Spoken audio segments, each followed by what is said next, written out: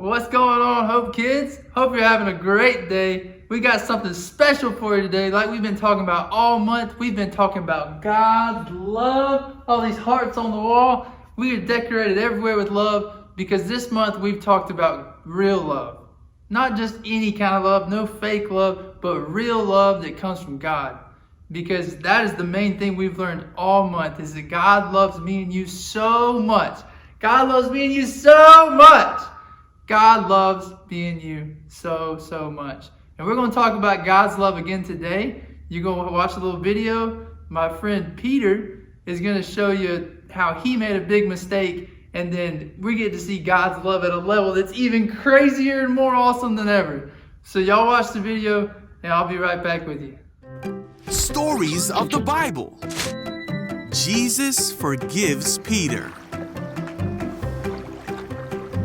This is Peter. Hey-o! Whoop! Peter was a fisherman who was called by Jesus. Hey! Peter saw the many miracles of Jesus and he heard all of his teachings. When the time came for Jesus to die and take away the sins of all the world, Jesus had one final meal with his friends. During this meal, Jesus told his followers that the time had come for him to leave them. Huh? Peter asked, "Where are you going?" Jesus told him Peter couldn't follow him now, What? but that he would follow him later. Wait a second. But Peter said, "Why can't I come now? I'm ready to die for you." Jesus said, "Die for me? Peter, before the rooster crows tomorrow morning, you will deny 3 times that you even knew me." Then Jesus and his disciples went to the Mount of Olives so Jesus could pray. Along the way, Jesus told his followers that they would all abandon him. Uh-oh. But Peter said, "Even if everyone else leaves you, I never will." Jesus said, "Peter, this very night, before the rooster crows, you will deny 3 times that you even know me." But Peter wouldn't believe it and vowed that he would stay with Jesus until the very end. The other disciples vowed the same. Yeah, I hear. Later on that night, Jesus was arrested by men sent by the religious teachers and priests. Peter tried to fight for Jesus, and he cut off the ear of one of the guards. Ow! But Jesus healed the guard Huh? and went quietly with the captors. All the disciples scattered just as Jesus told them they would. The men led Jesus away to the house of the high priest. Peter and another disciple followed them. Peter came to warm himself by their fire. Hello. A servant girl noticed him in the firelight. Huh? Finally, she said, "This man was one of Jesus' followers." Home? But Peter denied it for the first time. He said, "I don't even know him."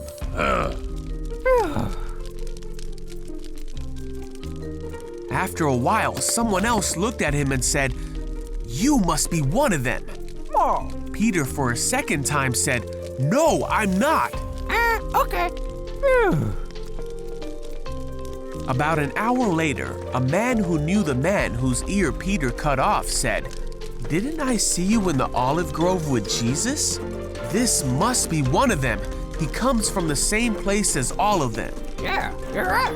But Peter said, No. "I don't know what you're talking about." And then Peter heard the crow of the rooster.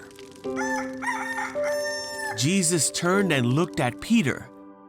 Jesus' words flashed through his mind, and Peter left the courtyard weeping. Then Jesus died and was placed in a tomb.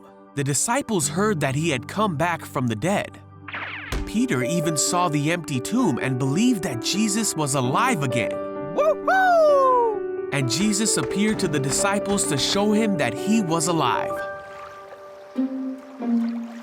Some of Jesus' followers were together when Peter said, "I am going fishing." Okay. So they all went out to the sea, but caught nothing all night. At dawn, they saw a man standing on the beach. Oh, hey, over here. The man called out to them and said, "Have you caught any fish?" Nope. The man said, "Throw out your net on the right side and you'll get some." Okay. So they did, and they couldn't bring in the net because there were so many fish in it.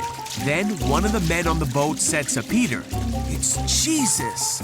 When Peter heard that it was Jesus, he swam to the shore while the others pulled in the load to the boat. When they got there, they found breakfast waiting for them. I miss a fish. Got it. Jesus said, "Come have some breakfast." While they were eating, Jesus asked Peter, "Do you love me?" Peter said, "Yes, you know I love you." So Jesus said, "Then feed my lambs." Then Jesus asked again, "Do you love me?" Peter said again, "Yes, you know I love you." And Jesus said, "Then take care of my sheep." And then a third time, Jesus asked Peter, "Do you love me?" Peter was hurt that Jesus asked the question a third time, so he said, "You know everything. You know that I love you." So Jesus said one last time, "Then feed my sheep." And so Peter went on to feed Jesus' sheep by helping establish the church and by writing books that we can now read in the Bible. And though he denied Jesus, he was forgiven, and many came to know the love and forgiveness of Jesus through Peter. Hope Kids, y'all back? Did y'all enjoy that video? That was crazy. Peter messed up, didn't he? Peter messed up big time. And I mean, I get it. I get it because I know I mess up a lot. I mean, who out there is perfect? Raise your hand. You never mess up. Raise your hand. That's right. Nobody's raising their hand because we all make mistakes. We all fail. But Peter, what did Peter do where he failed? How did he mess up? That's right. People asked him if he knew Jesus, and he denied Jesus and lied. How many times? 3 times Peter did that. Let's read it one more time in Luke 22, verses 54 through 62. So they seized Jesus and led him to the high priest's residence, and Peter followed at a distance, because Peter was scared, so he had to be a little far back. The soldiers lit a fire in the courtyard and sat around it for warmth, and Peter joined them there. A servant girl noticed him in the firelight, and began staring at him. Finally, she spoke. This man was with Jesus, and Peter denied it. That's number 1. Peter denied knowing Jesus. And the woman, he said, "Woman, I don't even know that man. I don't even know Jesus." And Peter knows Jesus. They're like best buddies. They're like real good friends.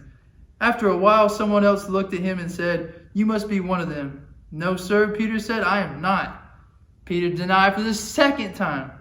2 times Peter denied. About an hour later, someone else flatly stated, "I know this fellow is one of Jesus' disciples, for both of them are from Galilee." And then Peter, guess what Peter said? Yep, you already know what's coming. Peter said, "Man, I don't know what you're talking about." And as he said those words, a rooster crowed. And at that moment, Jesus turned and looked at Peter. Then Peter remembered what he had said, "Before the rooster crows tomorrow morning, you will deny me 3 times. And Peter walked out of the courtyard, crying, and feeling terrible. Now, think about a time that you've messed up, that you failed. Now, I'm thinking about a time that I messed up and I failed. Playing baseball when I was little. I mean, this pencil is no bat, but I was trying to be a good hitter. You want to be a good hitter. You want to hit home runs. You want to get on base. But there was times where I swung and I missed. And there was a lot of times where I swung and I missed 3 times. You know what that means? That's a strikeout. So after the 3rd time of failing, just like Peter failed 3 times denying Jesus like that, after the 3rd time of failing, I would go back to the dugout and I would be just so sad. I'd be crying and I would think, I can't play baseball. I can't do this. I'll never hit a baseball. I'll never get on base. And that's how I would feel. And I wanted to give up. Peter felt the same way. He denied Jesus 3 times. And he knew Jesus. And he lied. Peter failed in a big way, and Peter wanted to give up. But what was cool about that is when you think about that time for you, when you fail and mess up, and you feel like giving up, and you feel like you can't do it, and you want to try something else, and you want to run away like Peter did, you don't have to do that. You know why? Because look at what Psalms 86:15 says.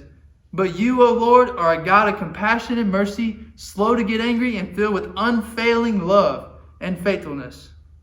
Unfailing love. Even when we fail, God's love is unfailing. God's love never fails us. Never fails us at all. And if you send me a video, there's a challenge real quick for you. If you send me a video of you saying that verse, then I will take this shaving cream and I'll shave my whole beard off. How about that? Challenge is yours. Psalms 86:15. Go ahead. I dare you. And I'll shave it off. You just got to send me the video. But God's love is unfailing. And He never gives up on us. And we saw that with Peter too. Even when Peter felt bad and even when he messed up, God loved him anyways.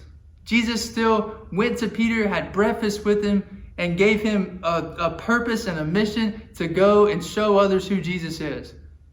And Peter did that. Instead of running away, God's love lifted Peter up so he could go and try again. And that's what God's love can do in our lives. Because God's love never fails us. It picks us up when we fall. Even though we want to give up, it picks us up. And God says, go try again. God forgives us and gives us another chance to go try again. So we can, instead of give up, we can get up. And we can try again and keep swinging. Because eventually, we're going to hit that home run. Now, does that mean that you can fail and mess up all the time and you know God's still going to love you? So you can just do it as much as you want? Not at all. No. What that means is God gives us the chance to start over because He loves us so much. He wants to see us get back up and succeed. He didn't want to see us keep failing and failing. But God's love is there to pick us up every single time. So I'm going to show you real quick a little experiment with this shaving cream I got here. And I got a cup. Y'all see it's about the same size, right? So I'm thinking this shaving cream is going to fit in this cup perfect. Because I mean, look, same size. The cup's actually a little bit bigger. But let's just say this is us and this is God's love. And let's see what happens. We're going to see, yeah, it should be a perfect fit. No problem. There it goes. Oh boy. I think it's a little too much. Yeah, I don't know if it's gonna fit, guys. Oh wow. Look how big it's getting. Oh goodness. Oh no. Look how much. It's just overflowing. It's too much. And it never runs out. It just keeps going, look. It just keeps going. There's so much more than just what, oh my goodness. Look at it go. It's still going. Is it ever going to stop? I don't know. It's going to fall again. Woo! Look at all this. Yep, still got more. That's about it. Y'all see how much that was? That was so much. And that's just showing us this is God's love and that cup's us. That we have more of God's love than we could ever need. God's love never runs out on us, even when we mess up and fail. So just remember that this week, no matter what we do, that God continues to love us and His love never fails us. There's way too much of God's love for us to sit down and be all sad and crying because we failed. God's love is going to pick you up and it's going to get you up so you don't have to give up because God's love does it on you. So, hey, remember this week that God's love never fails you. Even when you do, God's love is there for you.